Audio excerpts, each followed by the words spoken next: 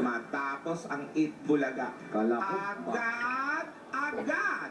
ano ba naman? Asawa ni Ogod! Alis na siya dyan. May curfew! Ikaw din, ipapasundo kita. Alden, si Alden. Oo. Alden, alam ko ang mga entrance and exits of that building. Dahil, I have the blueprints. Baka abangan mo si Yaya sa parking lot, ha? Hindi pwede. di ka lulusot. Diyan ko pinili ang date nyo.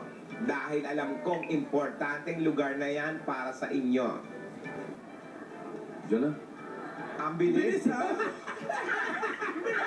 Bakit anda? Iba sila, ah? Ang set ito. Set A, set B yan. Naman parang hindi na siya babalik. Kinakabahan ako. Kasi nagkaroon kami ng first date. Ikaw kasi, yung natikman mo, last date agad. First and last. Oo. At saka, Yaya, huwag mo kakalimutan na lagi mong pahalagahan ang iyong pagiging babae. Ang babae dapat ginagalang at saka pinahahalagahan. Ganon. Alden. Alden.